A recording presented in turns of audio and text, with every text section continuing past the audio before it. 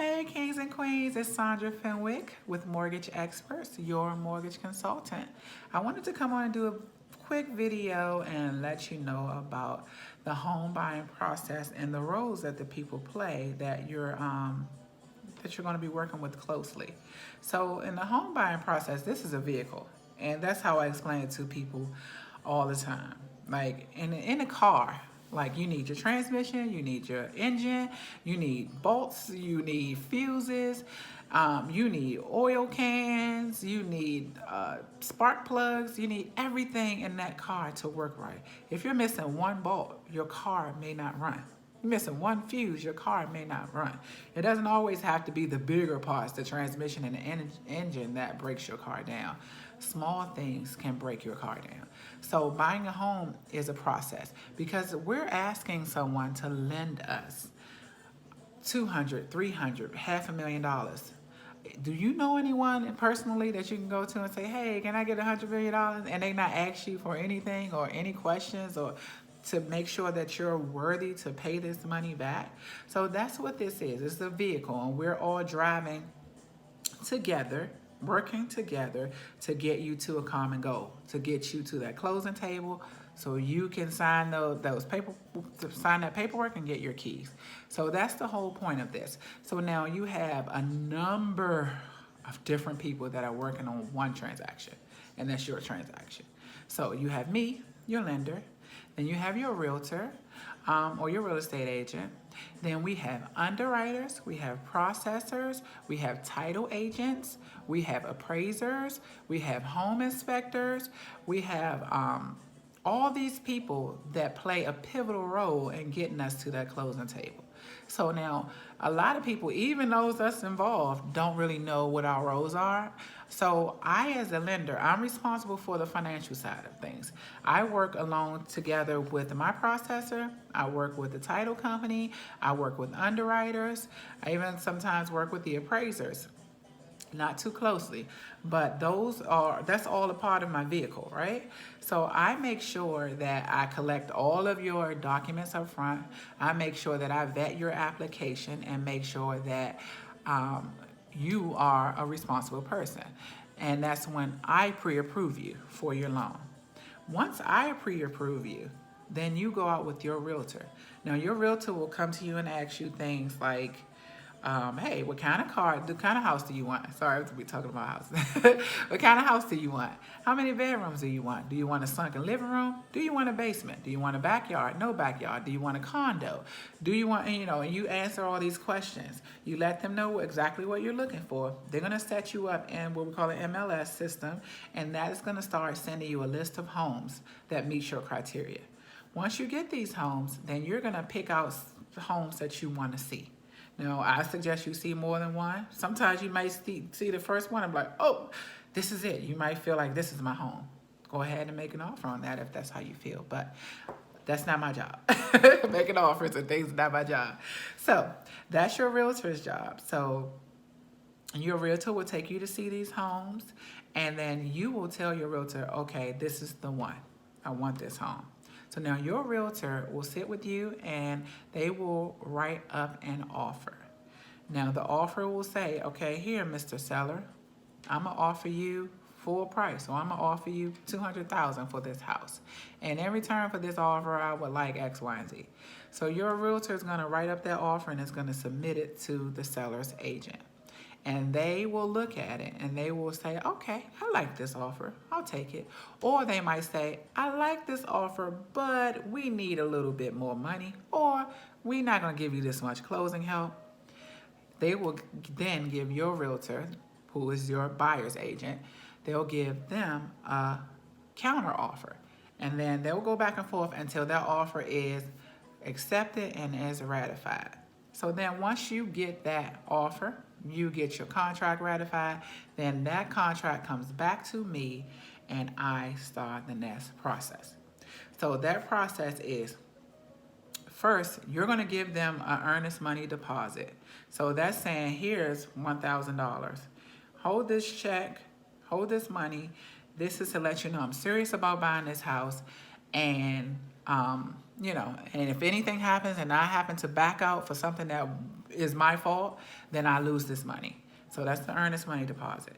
So then the contract comes to me. I order a preliminary closing disclosure because we have to, several times throughout this process, let you know how much this loan is going to cost you. So I got to order the preliminary closing disclosure, which comes from the title company, because now a title company has to give me their free fees. They have to give me tax fees that we're going to use. They have to tell us what the cost of the title search and all that, the survey of your property. They give me all those fees. And then I put them together with our documents, with your application, because remember, you're already pre-approved, so I already have majority of your things. You're gonna then send me your most recent bank statement and pay stubs. You're gonna now call your insurance company and start to set up your homeowner's insurance. You're going to, if it's a conventional loan, you're going to start your home buyer class, because you have to do a 1-hour class. You're going to do all those things. And then we're going to give you other disclosures. It's a lot of paperwork, so you want to read these things carefully. This is to tell you we are who we are. You're going to move forward. This is not a balloon payment. You are not a terrorist. You have to give us authorization to get transcripts for your W-2s, Social Security, and these are all these disclosures. You sign this disclosure package and then you send it back to us, or it's done electronically. And then we are now submitting your loan to the underwriters. Now, the underwriters are going to take your file and go through it with a fine-tooth comb. Sometimes there are forensic accountants, that go through your financial statements. They're going to check and double check and recheck, because remember, you're asking them for hundreds of thousands of dollars. So they're going to make sure that you are going to pay them back, or do their best to make sure that you have the ability to pay them back. So once they do all of that, we're going to order your appraisal. You pay that up front. The two things you pay up front in my case is your credit report and your appraisal. Rare cases, you may have to pay for a verification of employment, or you may have to pay for a condo questionnaire or something like that, but that's rare. The two things for sure that you're going to pay for up front, your credit report and your appraisal. Mostly everything else is paid at closing. With your realtor side, the realtor helps you set up a home inspection, which is more detailed than an appraisal, and I'll get into that in another video. But so we're going to order your appraisal. Once your file is submitted to underwriting, they're going to say, oh yeah, this loan is approved. What conditions? They're going to send us a list of things that they need you to elaborate on.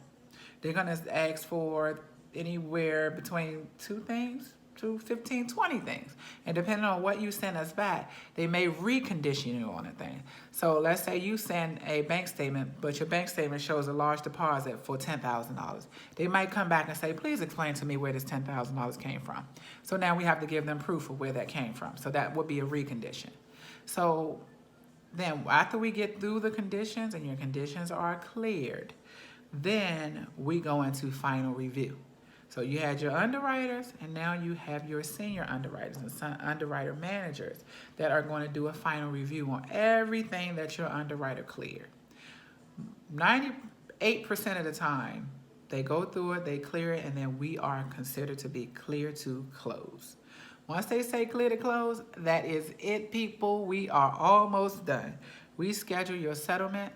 You go meet with the title company, and you sign all your documents. You get the keys, you bring your money that's required to close your loan, so your closing costs, your down payment if that's necessary. And then at settlement, when you sign those papers and all your money is wired over, you are now the owner of this home, and you receive your keys and you take ownership of this house.